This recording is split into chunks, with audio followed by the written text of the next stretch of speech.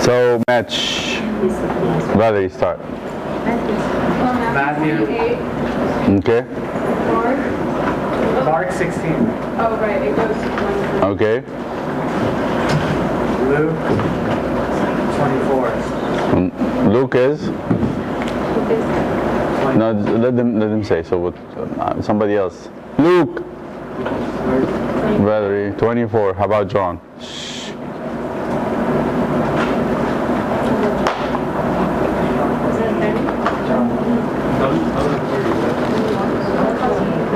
It's 21. So what's the longest gospel? Actually, the longest gospel is Luke, but chapter-wise, it is Matthew. Shortest gospel? What do you mean the longest? Like have more verses. Oh, which? The chapters in Luke are big, Okay. bigger than Matthew. So Luke has more verses. Mhm. Thank you.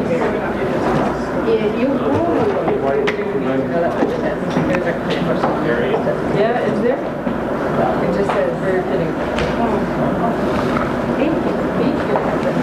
Match the symbols with. Go, Sandra. The symbols with the gospels. You know what? Yes, Abuna.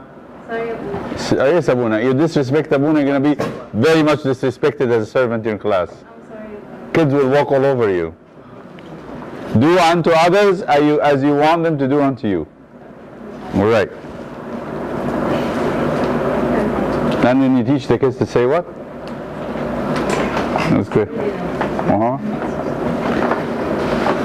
Hi, Renee. The what? Saint Mark. Saint Mark is blind. Okay. Next. You have the whole question, if you didn't know. Oh, don't go with it? Yes. Oh, sorry. It's one question. Man was Matthew. Mm-hmm. Dove.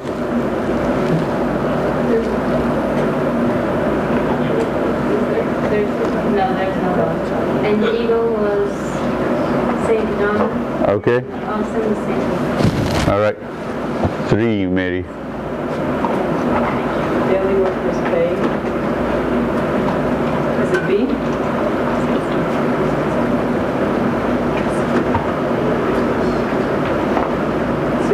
C?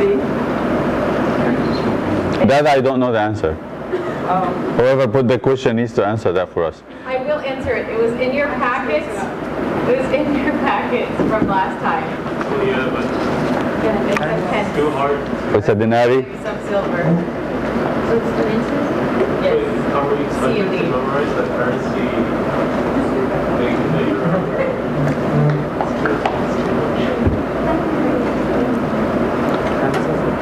Okay. So it's a shekel is 8 grams of silver. Okay.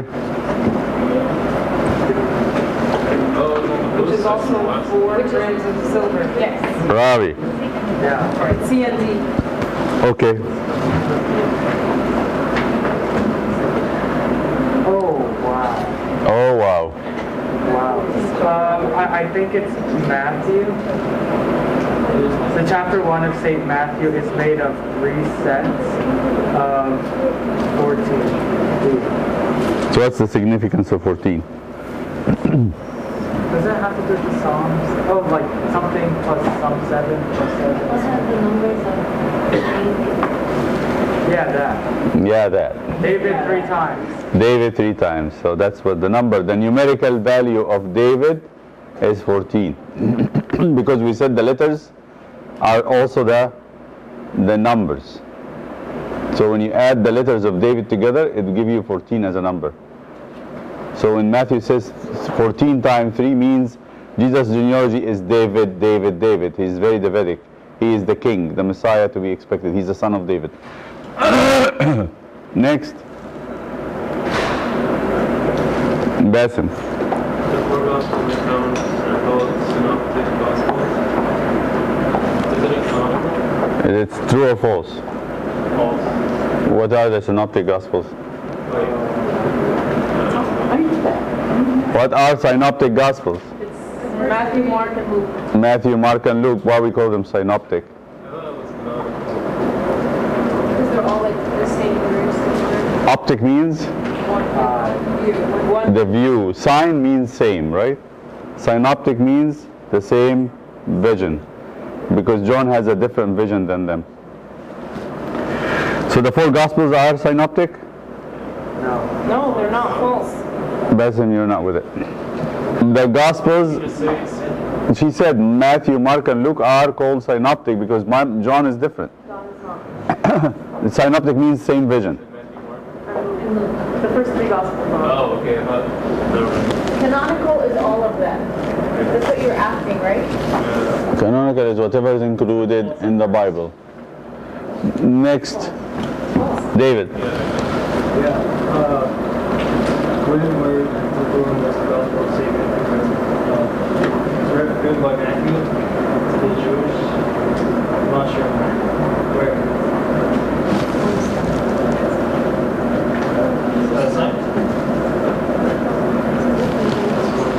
When?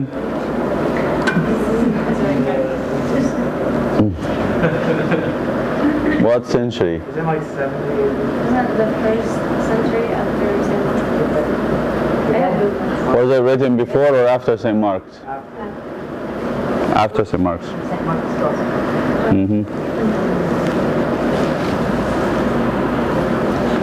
Ravana.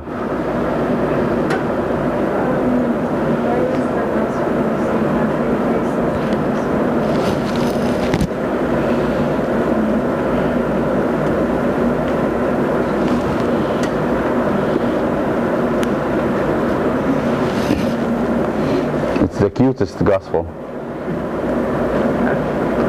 It's easy. An appetizer. Like it's an easy read.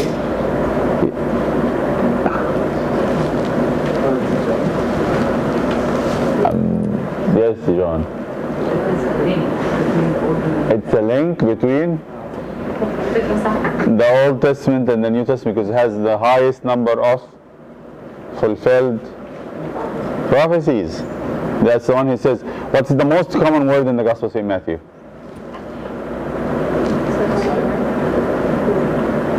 The commonest word in the Gospel of St. Matthew. Keyword. What's the keyword in the Gospel of St. Mark? What's the commonest gospel in the book of St. Luke? There is a common word in each of them, and there are 2 words in the Gospel of St. John. What is the commonest word in the Gospel of St. Matthew? It's not in the map. Fulfilled. Fulfilled. What's fulfilled? What do you say fulfilled? Huh? A prophecy. So St. Matthew is a big museum of prophecies. He's bringing the Old Testament to life when he speaks about Christ. He says, listen, this is the Messiah, this is the Son of David, this is the King of Israel, that all your prophets have been talking about. Bring that word to a Greek. What would they understand? Somebody who's not a Jew. And tell them fulfilled. What would they say? Nothing. Why? Because it means nothing to them. Why the word fulfilled means nothing to a non-Jew? Because they don't have the Old Testament. They don't have the Old Testament. So what kind of fulfillment? What are you talking about? You have to first tell them about the prophecies and to convince them it's prophecies, and then you tell them how it is fulfilled. The gospel writers never did that. So the only one who did it was Matthew, because he's writing to Jewish audience. So what's the most common word in Mark? Matthew, Mark, Luke, and John. Amazing? Immediately, thank you. Are you reading it? You're cheating. Immediately. Mark, okay, let me just go back. Maybe I didn't say this last time. Matthew, Mark, Luke, and John, 4 movies. Taking the life of Christ and retelling them from a different view of a different style. So if we have 4 styles of movies, what would be Matthew?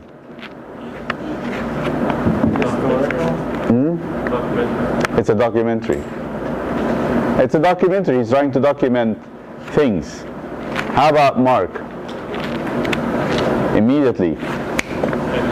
Action. It's all action-packed. Casting out demons, raising up the dead, stuff like, he wouldn't waste time. Mark, when you read it, you feel like you're running out of breath. It's all immediately. So how about Luke?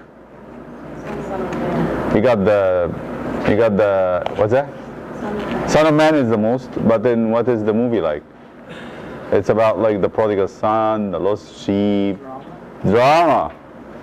St. Luke is drama. It's a lot of stories. A lot of stories that he's bringing that actually brings tears to your eyes when you hear it. How about John? He calls him the bridegroom. It's a romance. It's a romance because Really happy. Eternal life. no, but the words are eternal life and also belief. But then it is about like the bridegroom, the Samaritan woman. Samaritan woman. Jesus says a lot of words of love. Half of the word love in the New Testament is in the Gospel of St. John.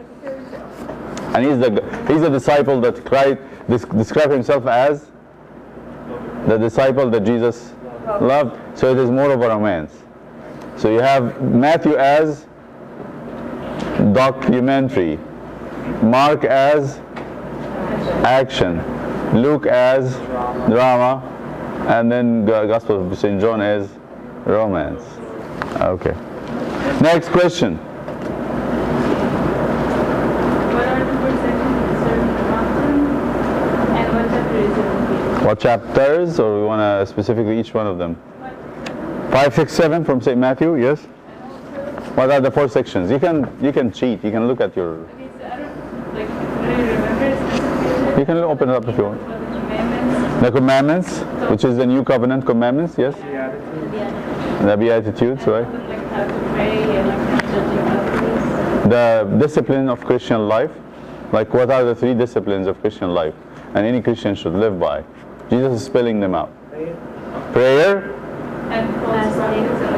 no, prayer, fasting, and almsgiving. So the new commandments, so the new way of life, the new covenant. Blessed are, blessed are, blessed are. And instead of saying, do not kill, I'll kill you, he says, you'll be very happy if you do this. The difference between the 2 commandments in this way is very striking. Like one is for death and the other is for life, happiness. Blessed are you, how joyful you will be if. And the second part is the Christian discipline. The third part is exhortation. That's the last one. Now I'm talking about there are 4 of them. Oh, 4. Well, you just say spiritual discipline. And that's the third one. Yeah. So what is number 1 and 2? Beatitudes. Beatitudes by themselves. The new covenant, which is the new commandments. We would say in that part, the Beatitudes by themselves. Yeah. But then the new covenant says, you heard it was said to those of old, do not commit murder, do not murder. But I will tell you, whoever hates, be angry with his brother without a cause, who calls his brother stupid or fool, or who says raka. And you heard it was said to those of old, don't commit adultery. But I tell you, whoever looks at a woman to lust after her in his heart has already committed adultery with her in his heart. So this is the new covenant. You have the Beatitudes, the new covenant, in contrast to the old. The third is Christian discipline, which is almsgiving, praying, fasting. And the last one is exhortation to righteous living, which is about the man who builds his house on. He says, if you listen to what I said and you do it, you'll be like a man who is building his house on the rock. Okay? So 4 pieces, again, what are they? Titles only. Beatitudes, new covenant, which is the commandment in his mind. 3 disciplines, 4 exhortation. Now, next question. Ruby, did you do it? Did you do one? Yeah, the Beatitudes. Go ahead. Paulie. What are some similarities between Christ and Moses? From Matthew, we should have that. In the Gospel of St. Matthew. Well, Moses literally led the Israelites Okay. word the flesh. Okay. From Matthew, from the Gospel of St. Matthew. Were you here last time? Did I say? That's why. Can somebody tell me? Mona, I want to do this one, or maybe who is there? Patty. Can you tell us the resemblance between between Jesus and Moses in the Gospel of St. Matthew? I'm talking about specifically about how St. Matthew presents Christ in his Gospel as the new Moses.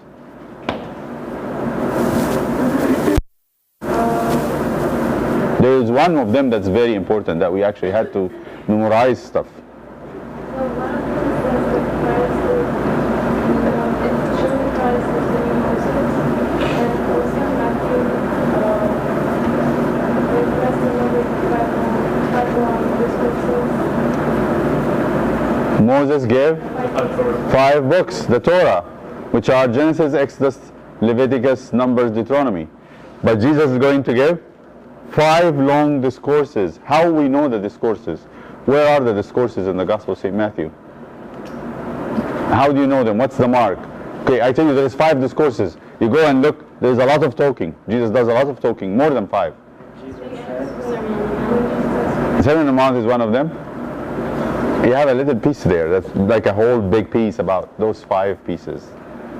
Wait, what's the question? How do you know the 5 discourses in the Gospel? It's like Jesus said. When Jesus had finished. That's the thing. When Jesus had finished these sayings, it's repeated 5 times in the Gospel. Usually after big pieces, after big speeches.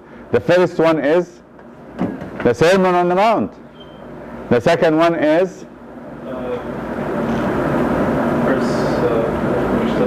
the mission, the commission of the 12 apostles. When he said, when he finished these sayings, he left and departed and went to Caesarea or something. And the third one is the parables, like the sower and the seed, this one. And the fourth one is Community instruction. Community instruction. which is about how to forgive. What do you do when somebody's not really repentant? How do you deal with your brothers among each other? And this ends actually in chapter 18. By the end of 18, chapter 19 starts when Jesus finished these sayings. He went to Judea. So the last one is in. What's the last one? Huh? But has something else is with it. So he speaks from 2 to 25, 23, 25, 23 to 25, and it has 24 and 23 and 24. What is 23? What is 24? 23 is woe to the Pharisees and the scribes, the hypocrites. How about 24? The end of times and his second coming and the destruction of Jerusalem. So that eschatology. See, these are the last one. So how many long sayings Jesus said in Matthew? 5. Sermon on the Mount. Commission to the 12 apostles. Sermon on the Mount 5, 6, 7.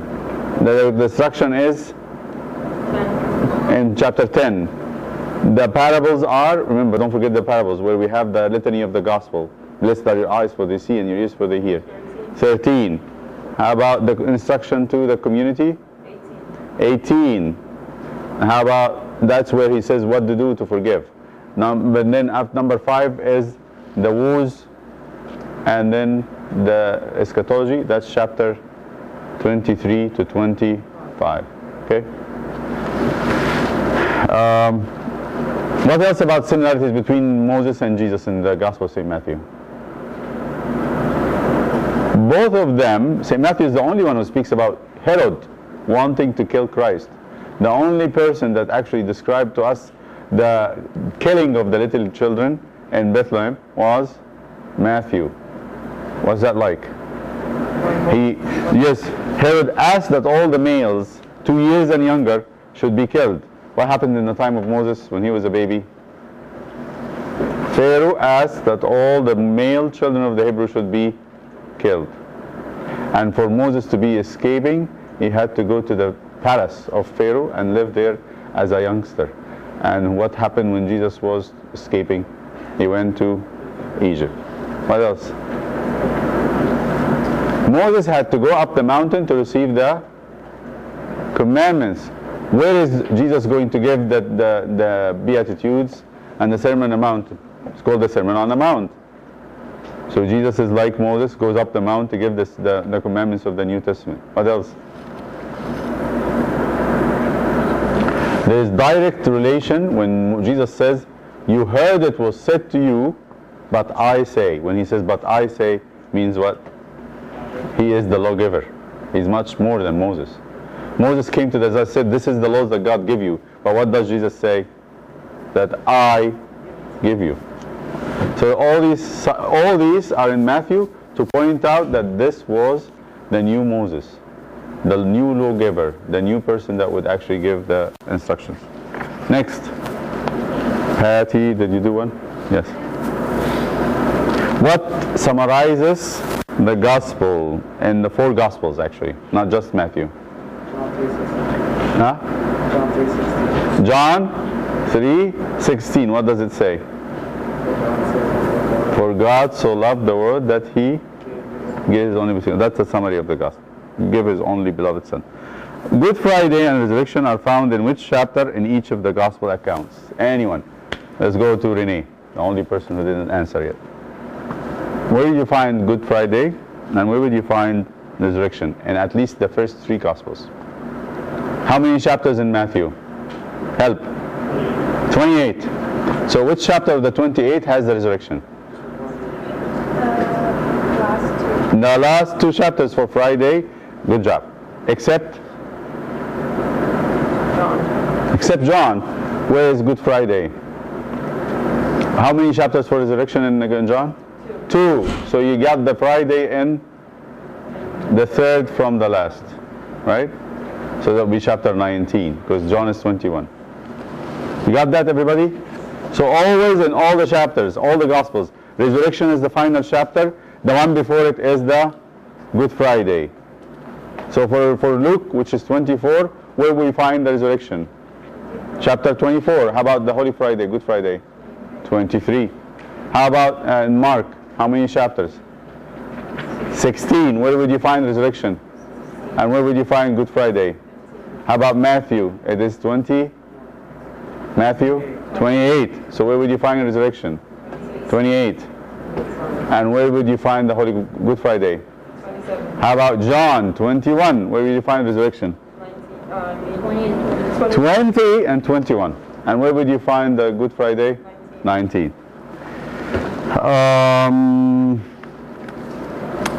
Which is the shortest and longest gospel accounts? Longest. That's the question in pre-test now. We're gonna go in Luke.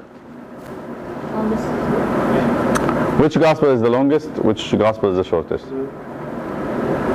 The longest is verse-wise. It's Luke, not chapters. But then what's the shortest? Chapters and verses. So when we have that question on the test, the gospel accounts, we're going to say that Luke is the longest. It's the longest, not the largest number of chapters. Okay. So from the verse point of view, the amount of words, Luke is the highest. So we're... When we So we're ask about answering chapters, you'll always have a matching with the chapter numbers. So you Okay. just need to know the chapter So when numbers. we're asked about the shortest and the longest, we're talking about like verse. The contents, yes, contents. So which one is the shortest? Mark? Absolutely, in every way. So the action movie usually is the shortest story. You don't have something to say. When you go in to watch an action movie, watch it. When you go to watch an action movie, you come out and some people would ask you, what was the story? And you can tell the story in 10 minutes because it's not story, it's actually action. That's the same for St. Mark. A 2nd century church father mentioned the Gospel of St. Mark between 65 to 68 AD after the martyrdom of St. Mark wrote his Gospel after the martyrdom of who? Guys, it's as if you had not been here last time. This is a pizza. That's a pizza. Some pepperoni, some cheese, spray paste. It doesn't matter where it should be. They're all together. Where is it? Who died and then St. Mark left him and started doing his own thing? Paul? Who was going around with St. Mark? Or St. Mark was going around with? St. Peter. St. Peter. The Gospel of St. Mark contains very little teaching but powerful, detailed. What? Action. Miracles. Action is fine. This Gospel writer pays particular attention to Jesus' ministry. We didn't talk about that stuff. To the poor. It's a B-test. So the Gospel writer pays particular attention to Jesus' ministry to the poor, the outcasts, women, and presents Jesus as the Savior of all people. Huh? It's Luke. Where would you find Zacchaeus? Where would you find Zacchaeus? An outcast. Nobody likes Zacchaeus there. Even Zacchaeus doesn't like Zacchaeus. Where's Leah? Yeah, she would have just gone about that. Nobody likes Zacchaeus. So St. Luke would bring Zacchaeus in. Leah, come. There she is. Nobody likes Zacchaeus.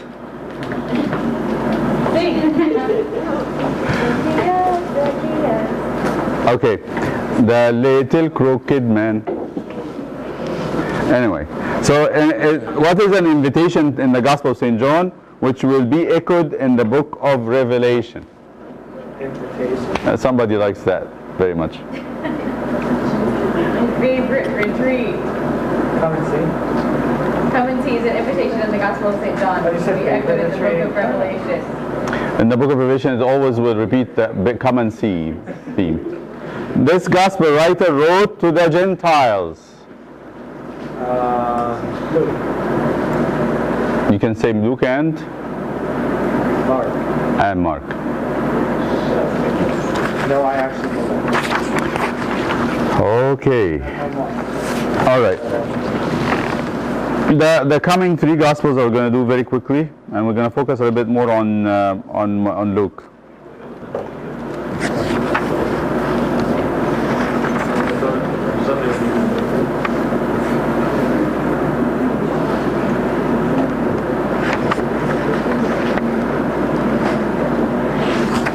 All right. What are we going to do today is try to memorize the contents.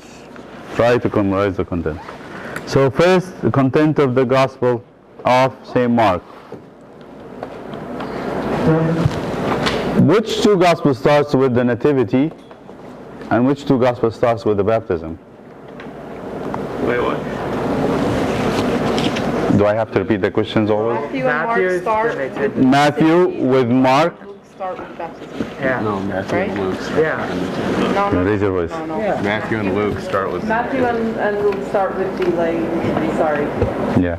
Matthew and Luke start with Nativity, and Mark and John starts with baptism. Sorry. Which one starts before the Nativity of Christ? Matthew. No, Luke. Luke, way before. How much time from the beginning of the Gospel to the birth? The whole chapter. What kind of accounts? Yeah. From the How much time actually specifically that it starts? So one of the Gospels actually tell you The Annunciation. sometime very Annunciation or A two. year. John the Mary. Baptist. A year is it? Because it was St. Mary was 3 months pregnant, right? St. John the Baptist was 4. Let's put it this way. So let's just first say it's Luke. Luke starts with the Annunciation of the birth of St. St. John. Mary. St. John, which happened shortly before the conception of St. John. How much after the conception of John, the conception of St. Mary? How many months? 6 months. 6 months. So actually the Gospel of St. Luke starts, so 6 and 9, right? Year. 6 and 9 after that. A year It would be and 6 3 and months. 3. Because from the conception of St. John Yeah. to the conception of Jesus, 6 months. Then the conception of Jesus, 9 months. 6 and 9 is what? about what happened a year and 3 months before, 15 months before the birth of Christ. How many? So the Gospels of St. Luke and the Gospel of St. Matthew speaks of the birth of Christ, and Mark and John speaks of the baptism. And Mark starts with this very famous verse, a voice crying in the wilderness, prepare the way of the Lord. John baptism, the calling of the disciples in chapter 1, St. Mark. So that's how we start. And the beginning of Christ's ministry. The same thing with John. Chapters 2 to 9, the Galilean ministry. Chapter 11 to 16 is the Judean ministry. There is a drop chapter, that's chapter 10. Okay, but you have to kind of divide. All the gospel will be divided this way. Galilean, Judean. Galilean, Judean. Where does the Judean ministry starts? In Matthew. Anybody remember? After Jesus finished these sayings, he went into Judea. Where is it? 19.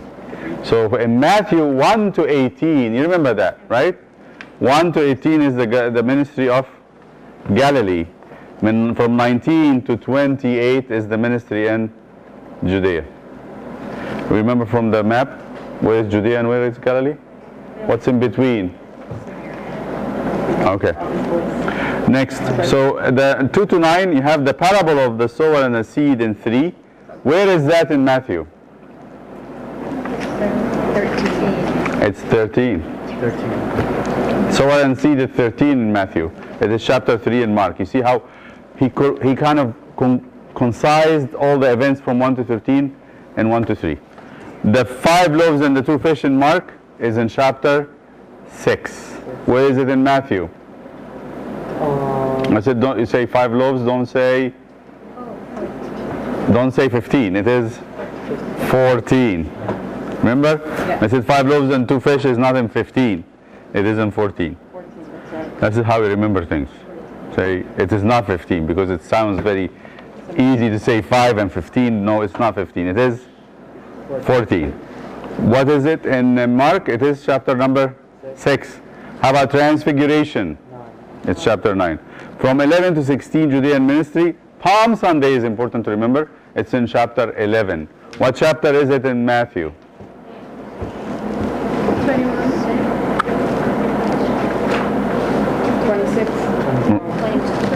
21. The parable of the evil vine dressers in 12. The prophecy of the destruction of Jerusalem is in 13. Where is it in Matthew? 15. What is the 24. the second coming and the destruction of Jerusalem is eschatology chapter in the last long discourse, 24. Judas betrayal, that's Wednesday, right? Wednesday of Holy Pascha. Judas betrayal is 14. The cross is 15, like we said. The resurrection is. Let's go quickly and do some memorizing here. What is the main sections of the ministry of Christ in the Gospel of St. Mark? Galilean and Judean. When does the Galilean ministry starts? Which book? Mark or Matthew? Mark. 2 to 9, right? Because the baptism is in chapter 1. Always Galilean ministry starts after his baptism. He goes from the baptism with the power of the Spirit to the wilderness, and from the wilderness back to Galilee, where he starts his ministry. The Galilean ministry starts immediately after the baptism and the 40 days in the wilderness. There is a 40 days between the baptism and the Galilean ministry, but not all of them actually specifically talk about it in details. So 1 baptism, 2 to 9 Galilean, 11 to 16 Judean. So where is the parable of the sower and the seed?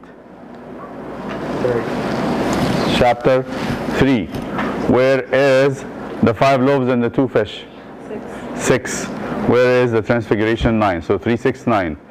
Sower and seed, the 5 loaves, transfiguration. That's Galilee. Mount Tabor is in Galilee, not in Judea. Remember where it was? Remember the map? Maybe we should go back.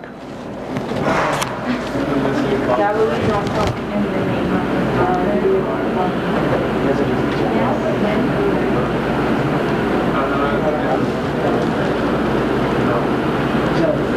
the name of the Father, the Son, and of the Holy Spirit. Okay. What happened?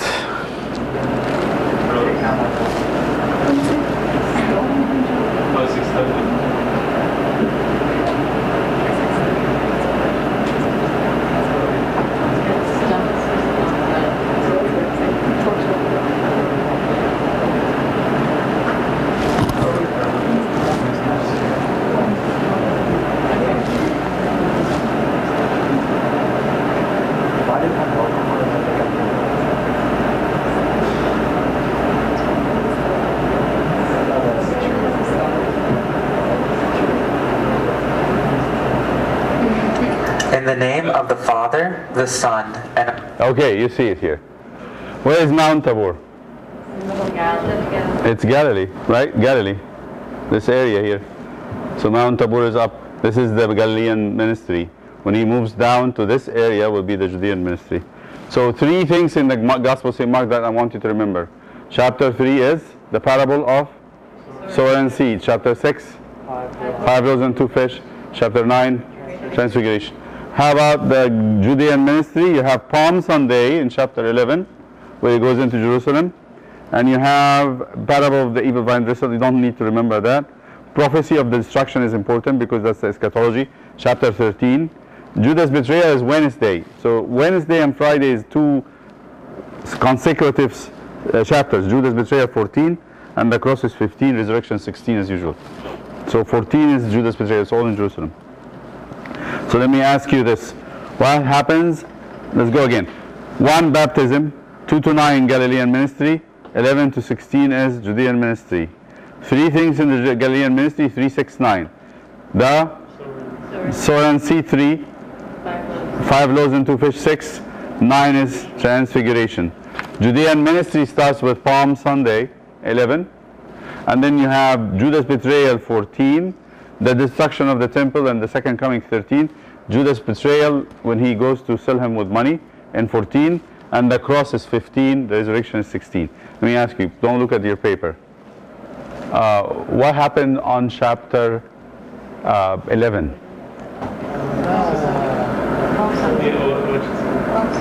Is it? Don't look. Palm Sunday, thank you. What happens on chapter 13? Judas.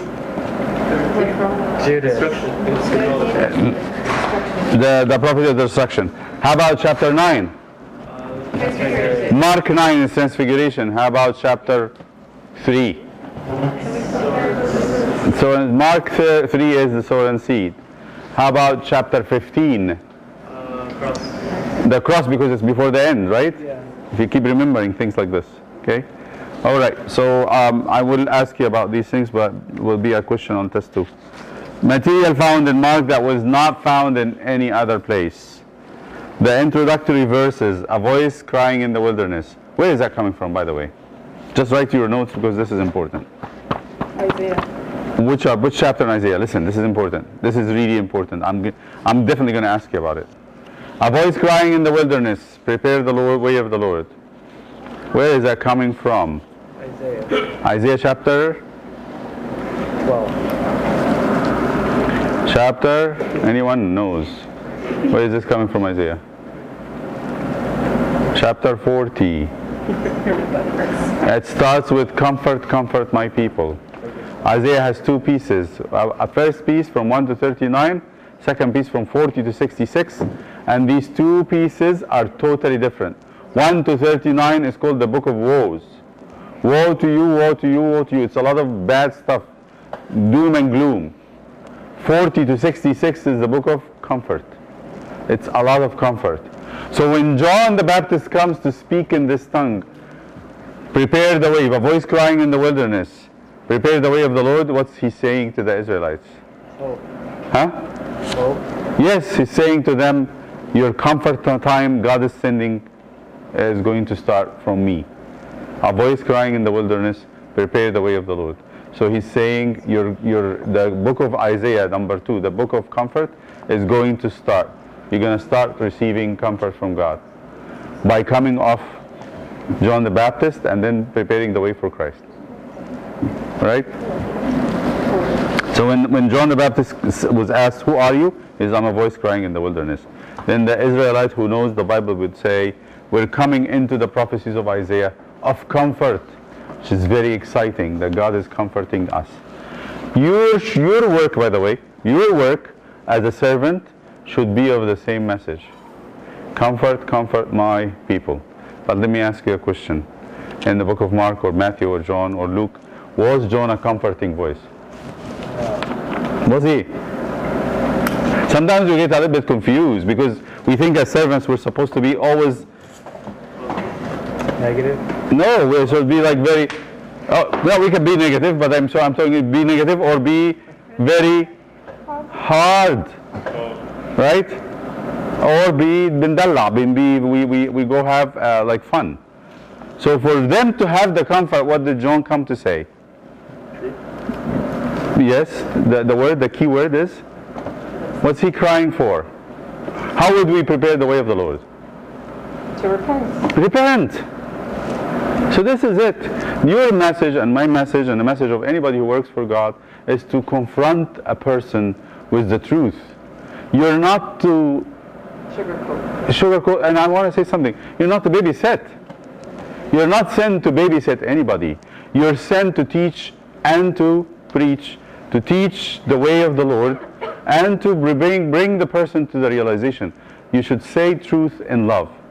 This is right. This is what God is actually asking us. In this, you have the message of a servant. It's comfort, yes, it is comfort. But how is the comfort going to come? By sugarcoating, by agreeing with the person whatever they do, by trying to justify the wrong they're doing? No. You tell them about Jesus, you tell them what He wants from them, you tell them that He loves them, you tell them also what is making them unable to connect with Him. Sometimes it's pride, sometimes it's love of sin, sometimes fear. Like the king, what did John the Baptist say? What did he say to King Herod? It's unlawful for you to take your brother's wife. You remember how they were tetrarchs? And we said about tetrarchs. Herod was in Galilee, and who was in Perea and Decapolis was Philip. And Philip had a wife, her name is Herodia, and Herod was going around with Herodia. What did John the Baptist say? Good for you? I can't really do anything about it. Just, try not to abuse the woman or say bad words to your brother. What did he say? Don't do that. So this is what the voice is saying. Comfort, comfort my people. But how are you going to comfort somebody? By leading them back to, say it again? He said yelling. Yelling. He was yelling. He was yelling. If you need to. So we could yell at the kids and have fun? It is the truth. When you have the truth in your heart and you have the truth in your mind and heart, you will have fire. You don't want to be lukewarm when you do this. And your goal is not to be a bossy person who wants to show that you're self-righteous and you know the truth. No, it's not about that. It's about you bringing everybody to the knowledge of Christ. Now, next. Jesus' family tries to restrain him. They call him crazy and demon-possessed. The parable of the seed growing of itself. This was he's saying about how, this is a beautiful parable. This is only in Mark. He said, when the farmer puts the seed in the ground and he sleeps, he wakes up in the morning, after many days what happens? He sees that the seed is bringing out plant. And a plant, when it's mature, it brings fruit. And the farmer doesn't know how that happens. All what he knows is to put the seed and work for the ground. But that's it. He doesn't have any knowledge or power to let the seed grow. What does that say to us as servants? Plant seeds. Plant seeds. Even if you don't know what will happen to the seed. When you put the truth in the heart of your kids, when you teach them, and you put it really with all sincerity and truth, what happens? It will grow. I always say, don't give up. You're going to have to say it over and over again. And sometimes you're going to have to say it when people are not interested. Which is okay. Right? Next. Jesus heals a deaf man in Decapolis. Jesus gives sight to the blind man of Bethsaida. A young man runs away naked after Jesus' arrest. And who do we think it is? Mel Gibson think it is John, but who do you think it is? It's only in St. Mark, yes? Yeah. Mel Gibson think it is Mark. I'm sorry. Mel Gibson in The Passion of the Christ, he depicted as John. It was John who ran, and then later on he covered himself. He goes to St. Mary and said he took him. But it was John in the movie. Who is it? The only gospel that mentions it is Mark. So the church has a tradition. It was St. Mark. The commissioning of the 11. It's in Mark that Jesus tells them to go and preach the gospel to all nations. Okay? There's something about Mark that I don't find here. It's not, I don't know where it is. It's missing. Can you write it, please?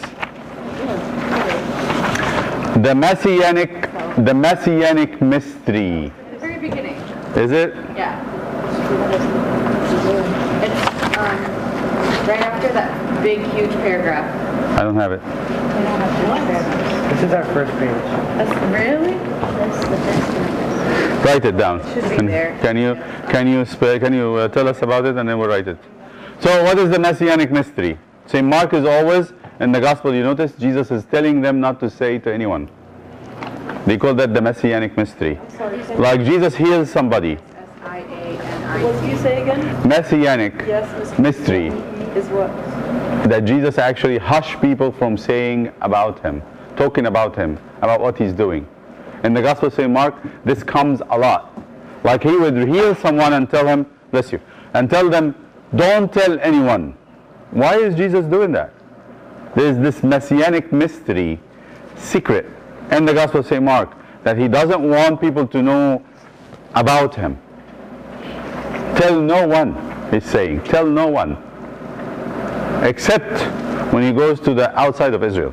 So if he goes to the Canaanites and then the place of the Gedarites, and he tells them go and tell and spread everybody, tell everybody, because they didn't want to take him. But in Israel, in the cities of Israel, he says tell no one. Why? Many times he did that. They called it the Messianic mystery for different reasons. We don't know exactly why, but we can make suggestions. Why would Jesus not wanting him to be very famous very quickly?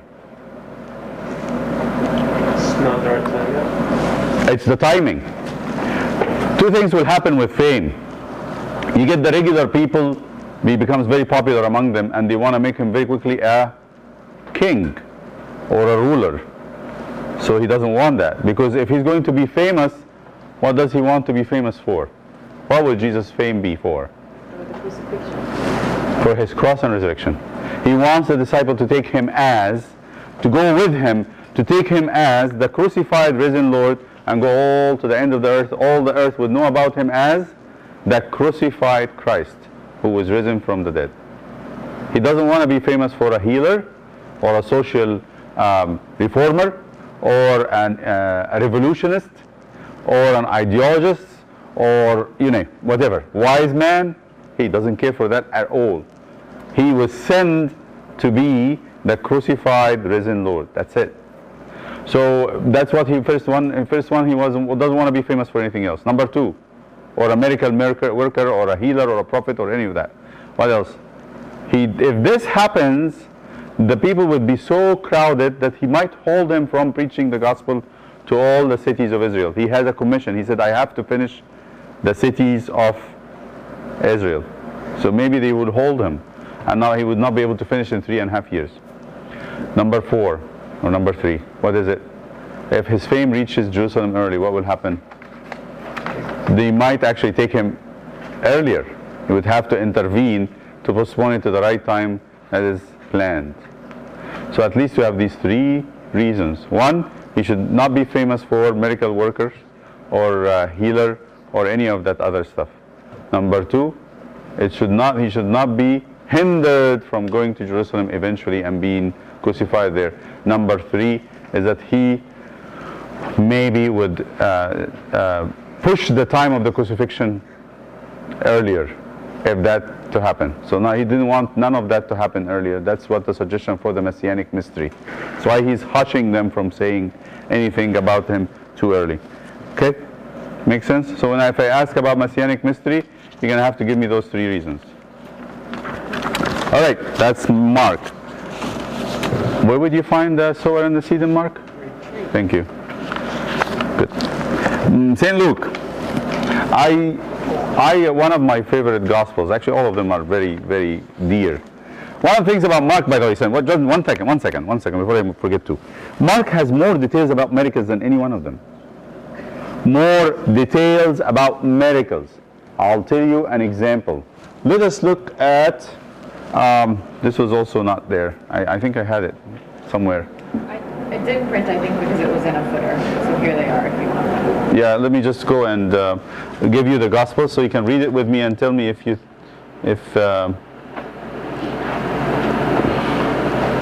let us see the crazy man of the Gederites. That crazy man account. This and then the Messianic. I know, this piece is gone completely. It's okay. Do you want these? Can we print this page at least and replace it? Okay. I